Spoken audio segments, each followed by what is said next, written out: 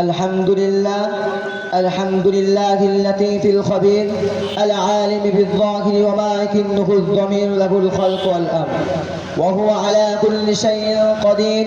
أما بعد فأعوذ بالله من الشيطان الرجيم. بسم الله الرحمن الرحيم. وقاتلوهم حتى لا تكون فتنة ويكون الدين لله. صدق الله العظيم. আলহামদুলিল্লাহ সমস্ত প্রশংসা সমস্ত গুণগান গুণকীর্তন আরাধনা উপাসনা বন্দনা প্রেরণ করি সেই পাক জাতের প্রতি যিনি মহিয়ান গরিয়ান সর্বশক্তিমান অনন্ত অসীম দয়ালু কৃপাবান রাজাদিরাজ সর্বশক্তিমান তার প্রতি সকলে আমরা শুকরিয়া জ্ঞাপন করি, সকলে বলি আলহামদুলিল্লাহ। তারপরে পরে জানাই বিশ্ববিধাতার পরে যার স্থান মাকামে মাহমুদের অধিকারী, কোরআন যার ফিতর, আয়াত যার পোশাক, কোরআন হাদিসের পাতায় পাতায় যার সুনাম, যিনি দণ্ডায়মান হইলে আসমান গর্ববোধ করে, যিনি কাঁদলে জান্নাত সৌন্দর্য লাভ করে, যিনি হাসলে জাহান্নাম ভয় পায়, যার মুখের উজ্জ্বলতায় দিন আলো ফিরে পায়, যার চুলের কৃষ্ণতায় রাতের অন্ধকার হার মানে, যার সুগন্ধে মুশকি আম্বার আপন খুশবু ফিরে পায়, তার প্রতি বর্ষিত হোক ঝন্ডা দ্বারা সকলে বলি সাল্লাল্লাহু আলাইহি ওয়াসাল্লাম। বন্ধুগণ, আমরা সকলেই জানি আজ থেকে ৭৭ বছর পূর্বে এই ভারতবর্ষ ছিল অত্যাচারী চার ইংরেজ শাসকের অধীনে। ইস্ট ইন্ডিয়া কোম্পানি সুদরে তারা ব্যবসা করার অনুমতি নিয়ে এই ভারতবর্ষে এসেছিল, কিন্তু তাদের উদ্দেশ্য ছিল ব্যবসা করা নয়, বরং তাদের উদ্দেশ্য ছিল ভারতবর্ষের মাল ধন দৌলত টাকা পয়সা শোষণ করে লুণ্ঠন করে নিজেদের দেশে নিয়ে যাওয়া পরামর্শ তারা নিজেদের উদ্দেশ্যের দিকে অগ্রসর হতে লাগলো। বন্ধুগণ, কেমন ভাবে দেখুন, ১৬০৮ খ্রিস্টাব্দে সাম্রাজ্যবাদী ব্রিটিশ ব্যবসা করার অনুমতি নিয়ে এই ভারতবর্ষে প্রবেশ করেছিল। সেই সময় বা সাম্রাজ্যবাদী ব্রিটিশ ব্যবসা করার অনুমতি নিয়ে এই ভারতবর্ষে প্রবেশ করেছিল। সেই সময় ভারতবর্ষের বাদশা ছিলেন সম্রাট জাহাঙ্গীর। বাদশা তাদের মনোভাব বুঝতে না পেরে ব্যবসা করার অনুমতি দিয়েছিলেন এবং তাদের প্রতি সুধারণা রেখে ৫০০ বর্গমিটার জমি এক একটি ইংরেজ হুকুমতে ন্যস্ত করেছিলেন। কিন্তু তারা যে বেঈমান বিশ্বাসঘাতক ছিল, নোংরাম ছিল, বাদশারা জানতেন না। পরামর্শ তারা ভারতবর্ষকে কবজা করতে আরম্ভ করে দিল। তাই ১৭১৭ খ্রিস্টাব্দে মাইসুর নামক জায়গাকে তাদের আয়ত্ত করে নিল এবং ১৭৪০ খ্রিস্টাব্দে আর ১৭৫৭ খ্রিস্টাব্দে ২৩শে জুন পলাশের যুদ্ধে নবাব সিরাজউদ্দৌলাকে পরাজয় করে অধিক শক্তিশালীর অধিকারী হয়। এইভাবে তারা ভারতবর্ষকে আপন অধীনে করে নিল। তারপর তথা ভারতবর্ষের মাল ধন দৌলত টাকা পয়সা শোষণ করে লুণ্ঠন করে নিজেদের দেশে নিয়ে যেতে লাগলো। ধন দৌলত টাকা পয়সা শোষণ করে তারা ক্ষান্ত হয়নি, ভারতবর্ষের মানুষের উপরে অন্যায় অত্যাচার অবিচার করা শুরু করে দিয়েছিল। আর প্রত্যেক দাঁড়ি পিছু ২ টাকা ৫০ পয়সা করে কর বসাতো এবং নির্যাস করতে বাধ্য করত।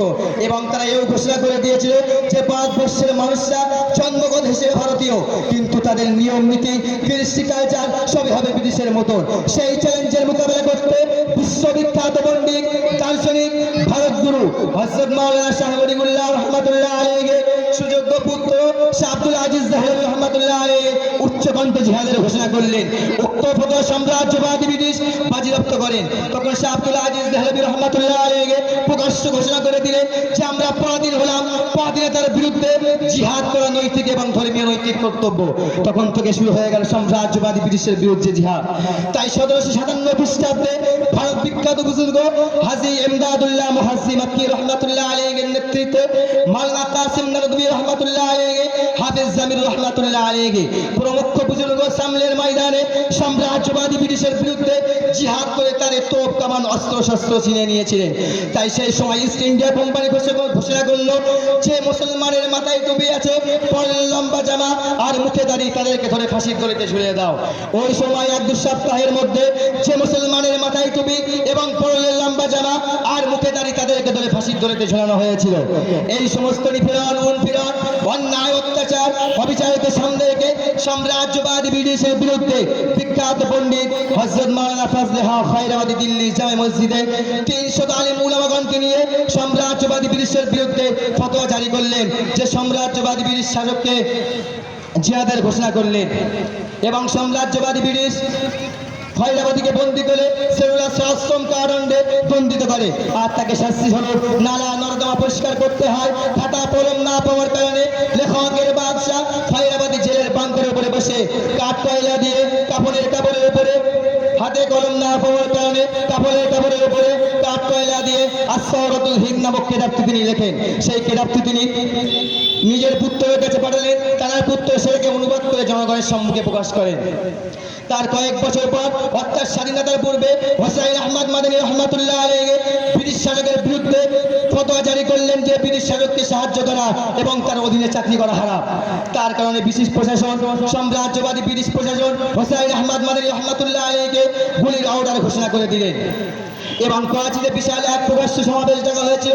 ওই সমাবেশে হিন্দু, মুসলিম, জৈন, খ্রিস্টান সমস্ত জাতি, ধর্ম, বর্ণ নির্বিশেষে কম বেশি 2-1 লক্ষ জনগণের সমাবেশ।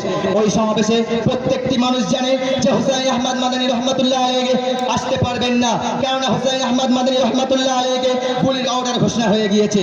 কিন্তু দেখা গেল সমাবেশ শুরু হওয়ার কিছুক্ষণ পূর্বে হোসাইন আহমদ মাদানী রহমাতুল্লাহ আলাইহি স্টেজে উঠে বললেন, এই যে ये फिरकी है बुलबुल चोज में लेकर गुल शहीद नस्ल कहा है, अंग्रेज को खत्म करके कहा खेलो न समझ कर मुझे बर्बाद ना करना, हम भी किसी के बनाए हुए हैं। তাই প্রত্যেকটি মানুষ হোসাইন আহমদ মাদানী রহমাতুল্লাহ আলাইহি দেখে আশ্চর্য হয়ে গেলেন। তো হোসাইন আহমদ মাদানী রহমাতুল্লাহ আলাইহি ইংরেজ প্রশাসনের বিরুদ্ধে বক্তব্য শুরু করে দিলেন। তখন দেখা গেল চতুর্দিক থেকে গুলি চালাতে আরম্ভ করে দিল। আল্লাহ পাকের কি কারিশমা, একটু গুলিও হোসাইন আহমদ মাদানী রহমাতুল্লাহ আলাইহি স্পষ্ট করতে পারলো না। তাই দেখে ইংরেজ কিং কর্তব্য বিমূল হয়ে গেলেন। তো হোসাইন আহমদ মাদানী রহমাতুল্লাহ আলাইহি ব্রিটিশ বক্তব্য তো হোসাইন আহমদ মাদানী রহমাতুল্লাহ আলাইহি ব্রিটিশ তরফ থেকে হোসাইন আহমদ মাদানীকে 4 বছর সশ্রম কারাদণ্ডে দণ্ডিত করে আর তাকে শাস্তি স্বরূপ নালা নর্দমা পরিষ্কার করতে হয়। কিন্তু বড় দুঃখের বিষয়, পরিতাপের বিষয়, যারা এই ভারতবর্ষকে স্বাধীন করার জন্য নিজের বুকের টাটকা তরতাজা খুনকে ঢেলে দিয়ে এই ভারতবর্ষের মাটিকে রক্তে রক্তাক্ত করেছিল, নিজের বিবিকে বিধবা বানিয়েছিল, 25 শিশুকে এতিম বানিয়েছিল, বর্তমান আজকে তাদের নাম বিদ্যমান নেই। ওই ইতিহাসদেরকে বলতে চাই, তোমরা যতই ওই সত্য ইতিহাসকে চাপা রাখতে চাও না কেন, কোনোদিনও পারবেন না, কেননা ওই সত্য ইতিহাস একদিন না প্রকাশ পাবে ইনশাআল্লাহ।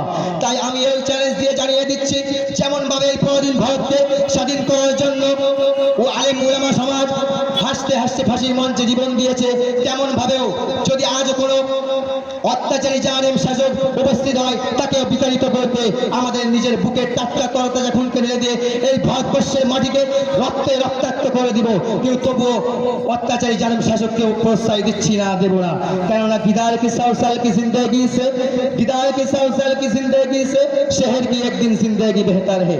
তাই তো কবি নিঃশংস চিত্রে ঘোষণা করলেন, রক্তে রাঙা ভারতবর্ষ আমাদেরই ভারত রে, রক্তে দিয়ে গড়েছি মোরা এই ভারতবর্ষের স্বাধীনতাকে, ইতিহাসের পাতায় মোরা পেলাম না কোথায়, তারাই হলো সেরা নায়ক যাদের কোনো বন্ধু নাই, হাতে কলম পেরে বুঝিয়ে দিতাম সত্য ইতিহাস কারে কয়। ওয়া আখিরি দাওয়ানা আলহামদুলিল্লাহি রাব্বিল আলামিন।